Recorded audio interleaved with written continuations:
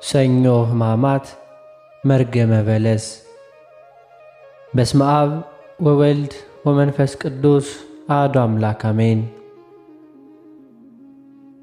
አንድ አምላክ በሚሆን በአብ በወልድ በመንፈስ ቅዱስ ስም እናምናለን፣ ዛሬም ዘወትርም ለዘላለሙ አሜን። ልዩ ልዩ የሆኑ የውሃ ምንጮች አጠገብ ወዳለ ዛፍ ዓይን በተመለከተ ጊዜ ስለ እርሷ ልብ ደስ ብሎት ሰው ወደ እርሷ ይሄዳል። መጽሐፍትን በማንበብ የሚያስተውሉ እንዲሁ ምሳሌን ይመስላሉ። እነርሱ በልቦናቸውና በሐሳባቸው ይህንን ያስተውላሉና እንደኛም በሥጋ ያሉትን ይሰማሉ። የከበሩ መጽሐፍትን ለማንበብ ልባቸው እንዲሁ ይሰቀላልና፣ ወንድሞቼ ሆይ እንዲሁ ልትሆኑ ይገባል። አሁንም ከጌታችን ከኢየሱስ ክርስቶስ ዘንድ በቢታንያ በዕፀ በለስ ላይ የተደረገውን ድንቅ ተአምር ስሙ። ቅዱስ ዮሐንስም በሥጋ በዚያ ባልኖርም ያንን ሥራ በልቤና በመንፈስ ያውቃለሁ፣ የጌታችን ኢየሱስ ክርስቶስ ፈቃድ በዚያች በበለስ እንጨት ላይ ያደረገውን እኔ አነባለሁ አለ። ያች በለስ ጌታ ኢየሱስ ክርስቶስ ወደ እርሷ ከመምጣቱ በፊት ለምልማ ቅጠል አውጥታ ነበር። ጌታችን በውስጥሽ ፍሬ አይሁንብሽ ባላት ጊዜ ወዲያው ደረቀች፣ ከሥሯም ተነቀለች። ቅዱስ ወንጌልም እንዲህ አለ። በዚያች ቀን በነጋ ጊዜ ወደ ከተማ ሲወጣ ጌታ ኢየሱስ ተራበ። በመንገድም የበለስን ዛፍ አይቶ ወደ እርሷ ሄደ። ነገር ግን በውስጧ ያገኘው ፍሬ የለም ከብቻዋ ከቅጠል በቀር። እንግዲህ ወዲህ ለዘላለም ፍሬ አይገኝብሽ አላት። ያችን በለስ ወዲያውኑ ደረቀች።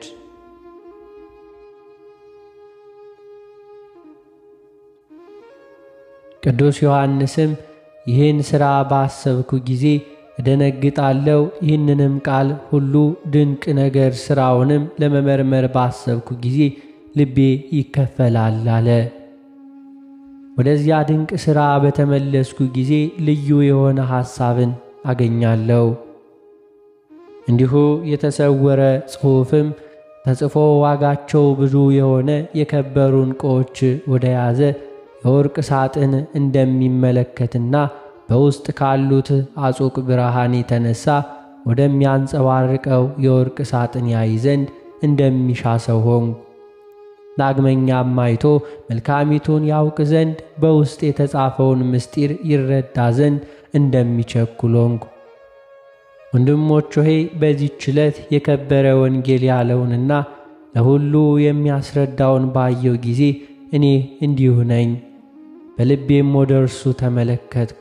የከበረ ወንጌል በነጋ ጊዜ ጌታ ኢየሱስ ክርስቶስ ወደ ከተማ ሲወጣ ተራበ የሚል ዜናና ድንቅ ሥራን ማወቅ ሰውነት የወደደች። ምን ይረቅ ምንስ ይደንቅ!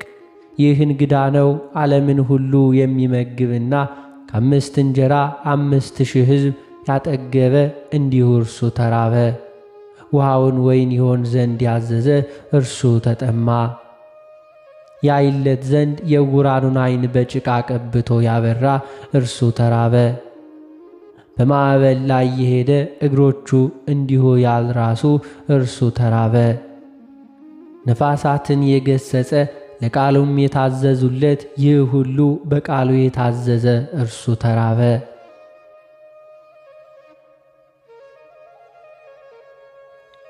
ኢሳይያስ እግዚአብሔር ለዘላለም አይራብም አይጠማም አይደክምም እንዴት አለ?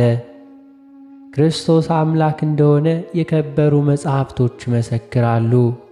ወንጌላዊ ዮሐንስ በመጀመሪያም ቃል ነበረ፣ ቃል በእግዚአብሔር ዘንድ ነበረ፣ ያም ቃል እግዚአብሔር ነው ብሎ እንደተናገረ በመለኮቱ 5,000 ሕዝብ ያጠገበ አምላክ በሰው አርአያ እንዴት ተራበ? ለእርሱ ሁሉ የተገለጠና በመለኮቱ በሁሉ ቦታ ምሉ ሲሆን ወደ ዕፀ በለስ በፈቃዱ እንዴት መጣ?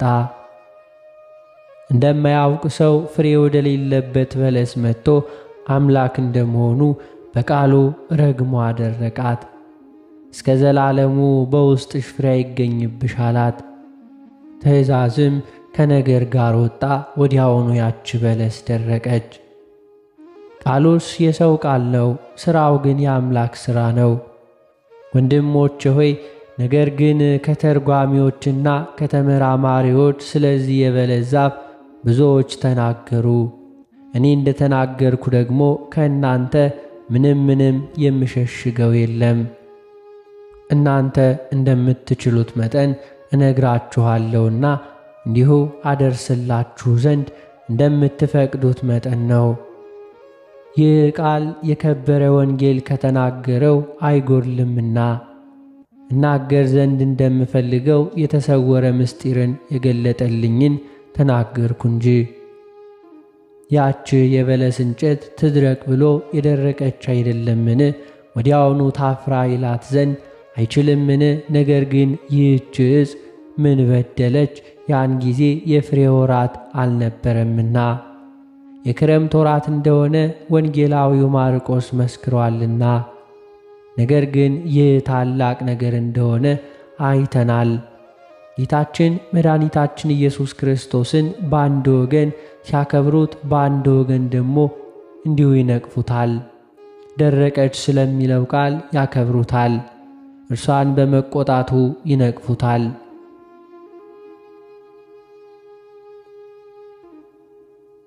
ነገር ግን ወንድሞች ሆይ ይህ እጅግ ታላቅ ምስጢር ነው። ይህም ሥራ ከልብ ከፍ ከፍ የሚል ሰማያዊ ሥራ ነው። ከተርጓሚዎች ብዙዎች የአይሁድ ጉባኤ እንደሆነ ከተናገሩ ጌታ ኢየሱስ ክርስቶስ የሃይማኖት ፍሬ ይሻ ዘንድ ወደ እነርሱ በመጣ ጊዜ እንደ ለመለመች ቅጠል ከመጽሐፍተ ኦሪት ከነቢያት በቀር አላገኘም ይላሉ። የዘላለም ፍሬ ይገኝብሽ አላት። ወዲያውኑም ደረቀች። ወንድሞቼ ሆይ ከዚህ ትርጓሜ የተነሳ እኔ ፈራው። ከእርሷ ጥቂት ብመረምር የሚከለክለኝ የለም። የአይሁድን ጉባኤ ጌታ ኢየሱስ ክርስቶስ እንዴት ረገመ! እርሱ መርቁ እንጂ አትራግሙ የሚለን ሲሆን ይህን የአይሁድ ጉባኤ እንዴት ረግሞ ያጠፋል! እርሱ የሰው ልጅ ክርስቶስ ለማጥፋት አልመጣሁም የጠፋውን ለመፈለግና ለማዳን እንጂ ብሎ የተናገረ ሲሆን አንዱም አንዱ እንደዚህች አተረጓጎም ምንም ነገር ቢያበዛ የአይሁድ ጉባኤ ከስሯ ተነቅላ ደርቃ እንዴት ጠፋች ቢላቸው መልካም ፍሬ ያለው ጻድቁ ሐዋርያው ጳውሎስ ከአይሁድ ጉባኤ ወጣልን እንለዋለን። ብዙዎች የምናውቀው ከአይሁድ ጉባኤ የተመለሱ አይደሉምን?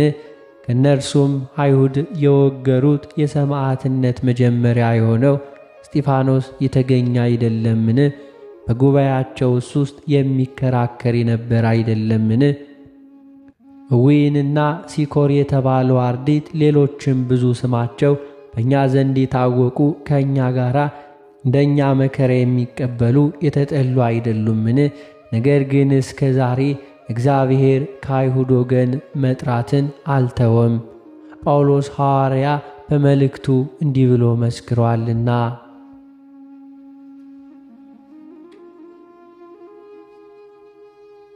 እግዚአብሔር ወገኖቹን ጣላቸውን? አልጣላቸውም እኮን። እኔ ከብንያሚን ወገን የምሆን የአብርሃም ዘር እስራኤላዊ አይደለሁምን? እንኪያስ አስቀድሞ የወደዳቸውን ሕዝቡን እግዚአብሔር እንዲሁ አልጣለም። ነገር ግን ሁሉ በተፈጸመ ጊዜ አሕዛብ አመኑ ብሎ ተስፋውን ሰጣቸው። እንዲሁም እስራኤል ሁሉ ይድናሉ። በእግዚአብሔር ዘንድ ስለ እኛ አይሁድ የተጣሉ አይደሉምን? በእነሱ በደል እኛን ይቅር እስኪለን ድረስ ራሱ ጳውሎስ እንዲህ ሲል መስክሯልና አባቶቻቸው ስለ መመረጣቸው ወንድሞቻችን ናቸው። የእግዚአብሔር ጸጋ እነርሱን መጥራት አልተወምና። ወንድሞች ሆይ አሁንም ስለ አዳም የምነግራችሁን ቃል እንዲሁ ልፈጽምላችሁ ወዳለሁ። አዳም በገነት እርቃኑን ሆኖ ሳለ በየትኛው ቅጠል ነበረ መሸፈኛ ሰርቶ እርቃኑን የሸፈነ? ይህች ቅጠል እንዴት እንደደረቀች አየህን? አዳም የለበሳት ዕርቃኑን የሸፈነባት አይደለችምን? ጌታ ኢየሱስ ክርስቶስ ወደ ለመለመችው የበለስ ዛፍ መጥቶ አዳም ዕርቃኑን የሸፈነባትን ቅጠሉን በቃሉ አደረቃት። አዳም ድሃ ሆኖ ስላገኘው ንጹሕ የሆነ የብርሃንን ልብስ ሰጠው። ይኸውም ብርሃን ከውሃና ከመንፈስ የተሠራ ነው። የበለስ ቅጠል አድርቆ የነፍስን ድህነት ሰጠው። ተድላ ደስታ ባለባት ገነት ፍጹም የሆነ የተድላ ደስታ ልብስ ተጎናጽፎ እንደ መላእክት ሕያው ሆኖ ሲኖር ከይሲ ያሳተችው አዳም እንዴት እንደ ዳን አስባለሁ።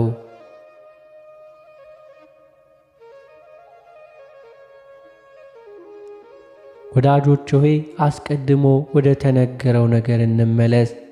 የከበረ ወንጌል በነጋ ጊዜ ጌታ ኢየሱስ ክርስቶስ ወደ ከተማ ሲወጣ ተራበ አለ። ሌሊቱ አልፎ ሲነጋ ጌታ ኢየሱስ መጣ፣ ዓለምን ሊያነሳው ወደደ። ነቢይ እንደ ንጋት ተዘጋጅቶ እናገኘዋለን እንዳለ ጌታችን መድኃኒታችን ኢየሱስ ክርስቶስም በነግህ መጣ። ዓለም ጨለመ። ሞትን ከለበሰ በኋላ በነጋ ጊዜ በፈቃዱ የእግዚአብሔር የጌትነቱ ብርሃን አጸናቸው፣ በዚያው ጸኑ። ጨለማ ባደረበት በሰው ልቡና እውነተኛ ብርሃን በራ። ሰይጣን ወደ ፈተናቸውና ወደ ለያቸው የሰዎች ነፍሳት ነግቶ የመለኮት ሙቀት በመጣ ጊዜ ነቢዩ ዳዊት ቅዝቃዜውን ማን ይቃወመዋል እንዳለ ከሰይጣን የሚገኝ የኀጢአት ቅዝቃዜ የሰዎችን ነፍሳት ለይቷልና። ስለዚህም ነቢይ ውስጣዊ ልቦናዬና ኩላሊቴን ፈትን አለ። እነዚያ በክዳታቸው ጠፍተዋል። ስለዚህ ነቢይ ሁሉ ተሰብስበው አቤቱ ምርኮአችንን መልስ እያሉ ጸለዩ። ካዜብም ከሙቀት ጋር እንደሚነፍስ ነፋስ በረዶ የሆነውን ውሃ ወደ ቀደመው ፍጥረቱ እንደሚመልስ ሆነ። እንደዚሁም ሰይጣን ባመጣው በደል ሁላችንም ሙታኖች ሆነን ሳለን እንደ አዜብ ነፋስ ክርስቶስ ወደ እኛ መጥቶ ወደማትሞተው ወደ ቀደመችው ፍጥረታችን መለሰን።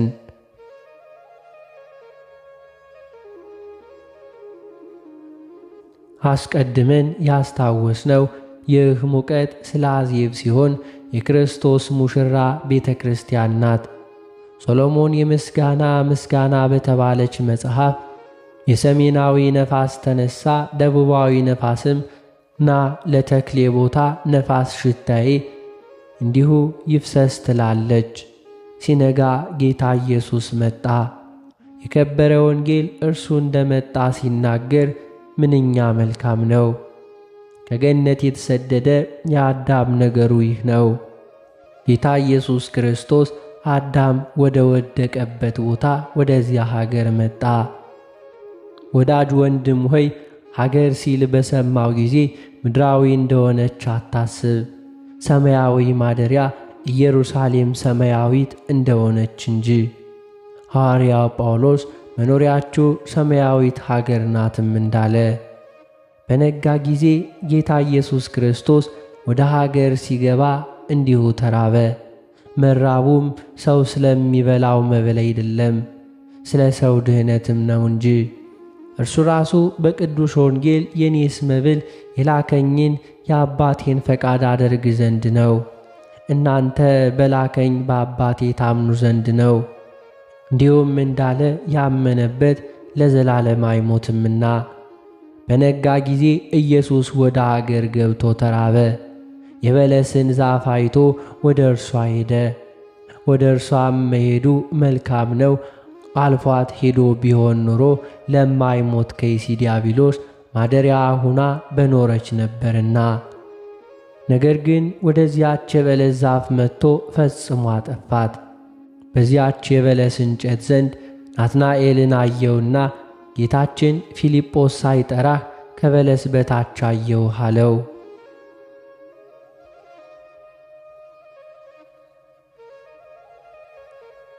ይህችንም ዕፀ በለስ ነቢዩ ዕንባቆም ወደ ሌሎች አሕዛብ አልወጣም በለስም አታፈራምና ብሎ አስታውሷታል። በዚህች ዕፅ ላይ ዘኬዎስ ወጥቶ ጌታችንን አየው። ስለዚህ ጌታችን ፈጥነህ ውረድ አለው። ቅዱስ ወንጌል መልካም ብሏል፣ በለስ ለማየት መልካም ናትና። ነገር ግን በላዩዋ ላይ ለወጣ ለዘኬዎስ ሁሉን ታሳየዋለች። እርሷም የክፋትና የኀጢአት መገኛ በሰማርያ ለምትሆን ለሰፊ መንገድ ፈቃደ ሥጋ ምልክት ናትና። ጌታችንም ወደዚያች ሰፊ መንገድ ወጥቶ አጠፋት። የበለስ ቅጠል ሰፊ ደስ የምታሰኝ ናት። እንዲሁ የኀጢአት መንገድ ወደ ጥፋት የምትወስድ ሰፊ በር ናትና። የበለስ ፍሬ በመብላትና እንዲሁ በማላመጥ ጊዜ ጣፋጭ ነውና፣ እንዲሁ ኀጢአት ሲሰሯት ደስ ታሰኛለች፣ ከሰሯት በኋላ ግን መከራ ታመጣለች። በሚሰሯት ጊዜ ጣፋጭ፣ ከሰሯት በኋላ መራራ ናትና እርሷን ከመስራት ሽሽ። የሶሎሞንን የጥበብ መጽሐፍ ካመንዝራ ሴት አፍ ማር ይፈሳል፣ ከዚያ ወዲያ ግን 2 አፍ ካለው ምላጭ ይሰላል አለ። ያንንም ማር በቀመስክ ጊዜ ለአፍህና ለጉሮሮ ጣፋጭ ሆኖ ሳለ ከዚህ በኋላ እጅግ የሚጎዳ መራራ ሆኖ ታገኘዋለ። አመንዝራ ሴትም አንደበተ ለስላሳ ናት። ከማር ከስኳር የሚጣፍጥ ነገርን ስትናገር ወዲያውኑ መራራ ሐሞት ከእርሷ ያገኘሃልና።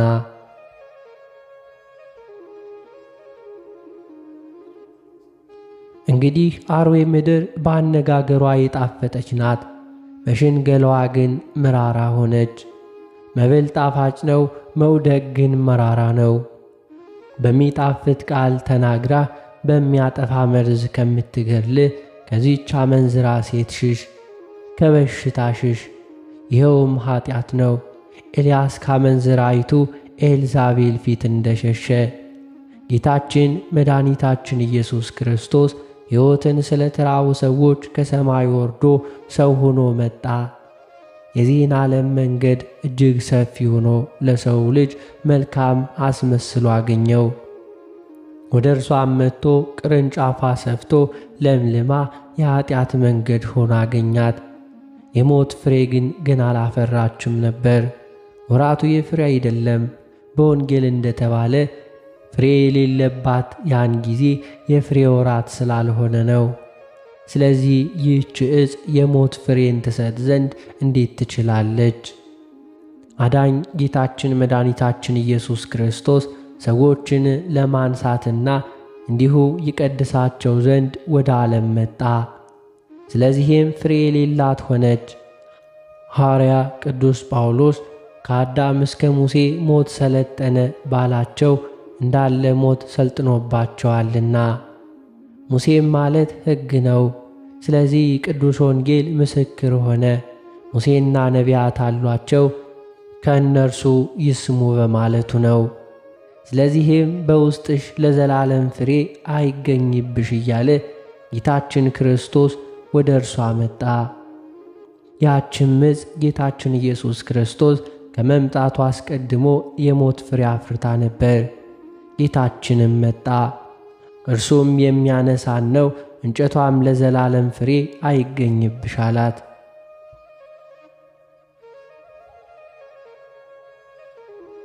ያቺ እንጨት ወዲያውኑ ደረቀች። መጽሐፍ ሞት ድል ተነሳ፣ ሞት ሥልጣንህ የታለ? መቃብርስ መውጊያ ወዴት ነው ያለው ተፈጸመ። ወንጌላዊው እንጨቲቱ የለመለመችበት ጊዜ ክረምት ነው አለ።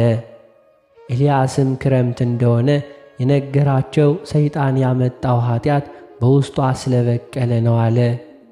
ጌታችን መድኃኒታችን ኢየሱስ ክርስቶስ ከመምጣቱ በፊት ለጣዖታት በማስገዛት መናፍስት ርኩሳን ሰዎች አድክመዋቸው ነበርና ሰውን በመግደል በመብል በመጠጥ በመቀማጠል የረከሰ ኀጢአት በመስራት ከዚህ በኋላ ጌታችን መድኃኒታችን ሰላማችን ኢየሱስ ክርስቶስ መጥቶ የበጎ ሥራ ጠላቶች የሆኑና በመብል በመጠጡ በመቀማጠሉ በማስወደድ ወደ ጥፋት ባሕር የሚያሰጥሙ እርኩሳት መናፍስትን እርሱ አጠፋቸው።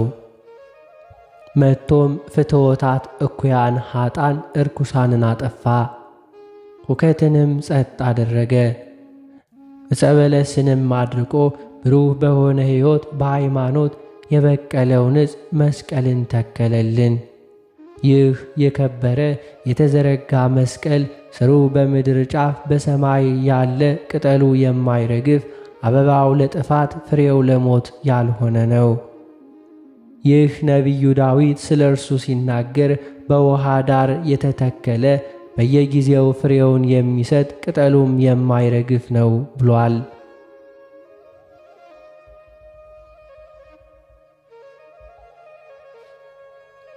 ይህንንም እንጨት ጥበብ ስለ እርሱ ስትናገር ለሚያምንበት ሁሉ የሕይወት ዕፅ ነው አለች። ነቢዩ ኤርምያስም ስለዚህ ዕፅ ተናገረ። በአይሁድ ዘንድ ባየው ጊዜ ኑ በምግቡ ውስጥ ዕፅን እንጨምርበት፣ በሕያዋን ምድር እናጠፋው ዘንድ እንዲሁ ትችላላችሁ ሲላቸው ነው። በኅብስት የሚሰጥ የክርስቶስ ሥጋው የሕይወት ዕፅ ይባላል። ጌታችን መድኃኒታችን ኢየሱስ ክርስቶስ እርሱ ኅብስቱን አንስቶ ስለ እናንተ ለኀጢአት ማስተስረያ በመስቀል ላይ የሚፈተተው ሥጋዬ ይህ ነው፣ በነፋስ የሚበሩ ኃያላን አጋንንትን እንዲሁ ያጠፋ የመንግሥተ ሰማያትን መንገድ ያዘጋጅልን ነው። ለሚያምኑበትም ይህ ዕፅ ወደ ሰማያት ለመውጣት እንዲሁ መሰላል አደረገው።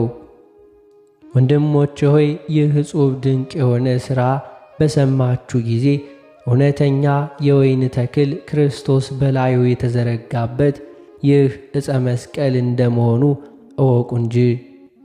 እርሱም ለሰይጣን ሞትና ጥፋት፣ ለእኛ ላመንነው ደግሞ የሕይወት ዕፅ በደላችንን የሚደመስስ የዕረፍት ልብስን የተጎናጸፈበት ነው።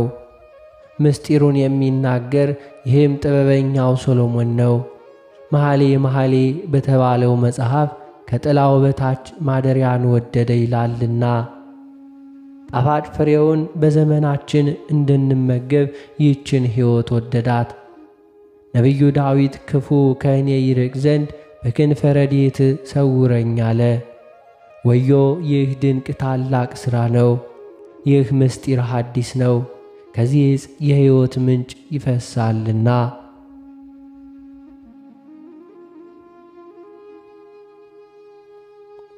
ይህም በመስቀል ጌታ ጎኑን ተወግቶ ውሃና ደም ከእርሱ በወጣ ጊዜ የሚጠጣ ሆነ። ደም ግን በመስቀል የለበሰው ልብስ ነው። ከጎኑ የፈሰሰው ውሃ ለምእመናን የማይጠፋ ፍሬ ያፈራ ዘንድ በሥጋው የታየው ነው። ስለዚህ ለመስቀል መስገድ ይገባል። ወዮ ይህ የተመሰገነ የከበረ ዕፅ ነገሥታት፣ መኳንንት፣ መሳፍንት ሁሉ የሚያከብሩት ነው። ወዮ ይህ ዕፅ የሰውን ፍጥረት ሁሉ የሚያጸና የተመሰገነ ክቡር መስቀል ነው። በእርሱም በመማተብ አጋንንት የሚሸሹበት፣ የተረገመ ዲያብሎስ የሚደነግጥበት ነው። መላእክትም ያከብሩታል፣ ሰማዕታትም ያመሰግኑታል፣ ሐዋርያትም ክብሩን ይናገራሉ። ቤተ ክርስቲያንም ሽልማቷ ጌጧ ታደርገዋለች። እርሱም የክብር ባለቤት ክርስቶስ የተሰቀለበት ነው። ለእርሱ ከሃሊነት፣ ገናንነት፣ ጽን ፍቅር፣ አንድነት ከባሕርይ አባቱ ከአብ ከባሕርይ ሕይወቱ ከመንፈስ ቅዱስ ጋር ዛሬም ዘወትርም እስከ መጨረሻይቱም ቀን ለዘላለሙ በእውነት አሜን ይሁን።